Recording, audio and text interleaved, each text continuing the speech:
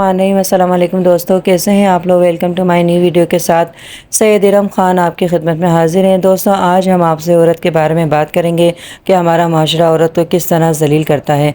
तो वीडियो को एंड तक ज़रूर देखिएगा, लाइक शेयर करें, कमेंट सेक्शन में अपनी राय से हमको आगाह करें। वीडियो पसंद आए तो सब्सक्राइब करना ना भूलें। दोस्तों, आपको ये तो पता ही है कि औरत को हमारे दीन इस्लाम में बहुत इज़्ज़त दी गई है, और अगर हकूक़ की बात की जाए तो वो भी हमारे दीन इस्लाम में औरत को दिए गए हैं। लेकिन इन सब के होने के बावजूद अगर औरत अपनी लाइफ का फ़ैसला खुद कर ले तो ये लोग हमारे दीन इस्लाम को भूल जाते हैं। औरत के हकूक़ जो कुरान में दिए गए हैं उन सब को फरामोश करके बस औरत के पीछे हाथ धोकर नहीं, नहा धोकर पड़ जाते हैं। मसलन अब आप देखें, अगर कोई लड़की जॉब करती है तो हमारा माशरा उस लड़की को इज़्ज़त से नहीं जॉब करने देगा। आप इतना ही नहीं, उस लड़की के किरदार पर उंगली उठाई जाएगी, उस बेचारे के माँ बाप को निशाना बनाया जाएगा कि कैसे बेगैरत बाप भाई हैं जो बहन बेटी की कमाई खा रहे हैं।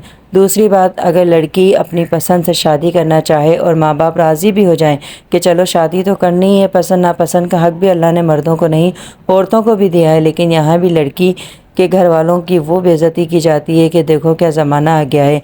अब लड़कियाँ ख़ुद अपने लिए अपनी पसंद के लड़के ढूंढती फिर रही हैं, और माँ बाप देखो कितने बेशरम हैं, उस अपनी बेटी के यार को बुलाकर खाना पीना खिला रहे हैं। तीसरी बात, अगर लड़की घर से भाग जाए तो फिर उस बेचारी के साथ तो उसके माँ बाप की इज़्ज़त का भी जनाजा निकालते हैं, जैसे इतने दिन से वही इनके बच्चों को पाल रहे थे। इतना ही नहीं, उस लड़की के नाम के साथ भगोड़ी जैसे अल्फाज लगा दिए जाते हैं, भले वो अपनी लाइफ में अच्छे से ही क्यों ना गुजार रही हो। पर यह माशरा ना ख़ानदान वालों को छोड़ता है और ना लड़की को। और अगर बात की जाए किसी शादीशुदा औरत की कि उसका शोहर शादी के बाद शराबी, चरसी, जवारी, मारपीट वाला निकल जाए, तब भी हमारा माशरा, हमारी सोसाइटी, हमारा ख़ानदान लड़की को यही तालीम देते हैं कि मर जाओ शोहर के घर पर, वहाँ से निकलना मत, क्योंकि शादी एक बार होती है, ये तुम्हारा नसीब है, वो कैसा निकला, वो चाहे पागल ही क्यों ना हो, वो आपकी बेटी की जान ही क्यों ना ले ले। पर यही तरबियत की जाती है कि अच्छे घरों की लड़कियां तलाक नहीं लेती, धब्बा लग जाता है। मैं पूछती हूँ ऐसे माशरे से कि एक जान चली जाए लेकिन तलाक का धब्बा मत लगाना, जबकि तलाक का हक़, खुला का हक़ अल्लाह ने औरत को दिया है। जहाँ अल्लाह ने तलाक को सख्त नापसंद फ़ेल फरमाया, फिर भी औरत को हक़ दिया है। फिर क्यों इस हक़ को इस्तेमाल करने से औरत को रोका जाता है? क्यों एक ज़ालिम, शराबी, जवारी, ज़नाख़ोर आदमी के साथ औरत को ज़िंदगी बसर करने को कहा जाता है? और अगर औरत के नसीब में तलाक अल्लाह ने लिख दी है तो फिर आप इस सोसाइटी की गंदी बातें सुनने ज़लील ख्वार करके रख देते हैं आपकी बेटी को कि तलाक ले ली, कैसी बेगैरत औरत है। एक बार भी बाप भाई की इज़्ज़त का ना सोचा। अब कौन करेगा इस तलाकशुदा औरत से शादी? शर्म नहीं आई? और अगर बच्चे वाली औरत तलाक खुला ले ले तो और मायने खर्च नज़रों से उसको देखते हैं कि क्या करेगी इतने बच्चों के साथ। तलाक ले ली बच्चों के साथ, अरे एक बार भी अपने बच्चों के बारे में ना सोचा। इस औरत ने यहाँ जहाँ इतनी गुजर गई थी और गुजार लेती, बच्चे बड़े हो जाते, सब ठीक हो जाता, लेकिन नहीं भाई, ढूंढ लिया होगा कोई यार।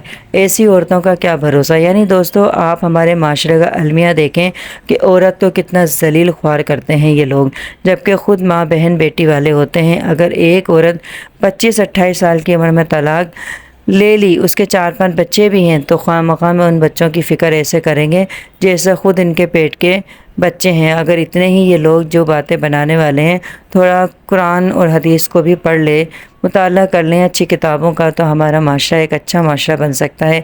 लेकिन नहीं, गंदे लोग, गंदी तरबियत के लोग गंदी बातें करते हैं। यहाँ पर सिर्फ घर से भागने वाली, तलाकशुदा या पसंद की शादी करने वालों को ही जलील बेइज्जत नहीं किया जाता, यहाँ पर तो लोग बेवा को भी नहीं छोड़ते। अगर वो बेवा औरत कहीं जॉब करेगी तो उसकी भी इज़्ज़त लूटने की कोशिश करेंगे, उसको काट खाने को दौड़ेंगे। और अगर वो शादी करना चाहेगी तो उसको भी ऐसी ऐसी गंदी बातों से, गंदे इल्ज़ामात से नवाजेंगे कि औरत सोचे कि मैं अभी मर जाऊँ। आप देखें, बेवा औरत के लिए माशरा ज़्यादा तर औरतें बेगैरती दिखाती हैं, जैसे उनको तो कभी बेवा नहीं होना। कभी उनके घर ख़ानदान में तो किसी लड़की को तलाक नहीं हुई, उनके ख़ानदान में से तो कोई लड़की घर से नहीं भागी, उनके ख़ानदान में तो कोई औरत बेवा नहीं हुई। कहते हैं कि औरत ही औरत की दुश्मन होती है। वो بیوہ عورت کو یہ کیا بولتے ہیں سوسائٹی والے، یہ آپ سنیں دوستوں کہ یہ تو پہلے ہی خاوند کو کھا کر آئی ہے۔ منحوس سے اپنے آپ کو ایسی عورت سے بچاتے ہیں جیسے اس کو کوئی چھوت کی بیماری ہو گئی ہو۔ اس بیوہ کو کسی بیٹی کی شادی میں شرکت کرنے سے روک دیا جاتا ہے کہ یہ بیوہ ہے، اور اگر وہ بیوہ عورت شادی کر لے تب بھی اس وقت کی کم بختی ہے کہ دیکھو کتنی بذات ہے، شوہر کے مرتے ہی شادی کر لی، کتنا شوق تھا اس کو آدمی کا۔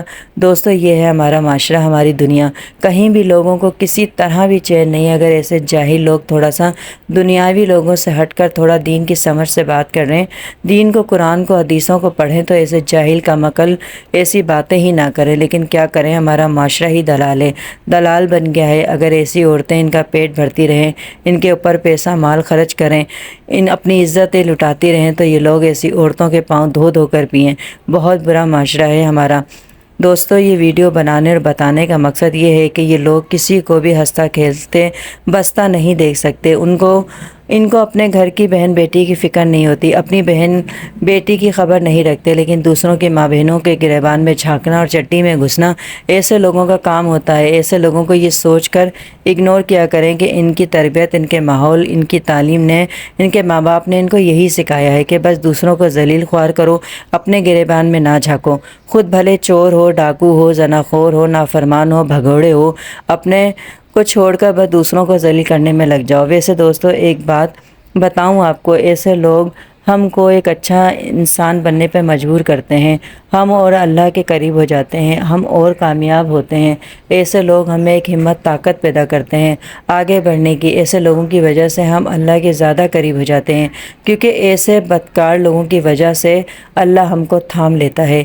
کیونکہ ایسے لوگوں کی باتوں سے تنگ آ کر تو ہم اپنے اللہ کے آگے روتے ہیں، گڑ گڑاتے ہیں، اور وہیں سے ہمارے بچوں کی کامیابیاں شروع ہو جاتی ہیں۔ اللہ ہمارے نگہبان بن جاتا ہے، ہمیں اپنے قریب کر لیتا ہے، صبر برداشت دیتا ہے، دین کی سمجھ دیتا ہے، نمازی پرہیزگار بناتا ہے، تہجد گزار بناتا ہے، برائیوں سے بچاتا ہے۔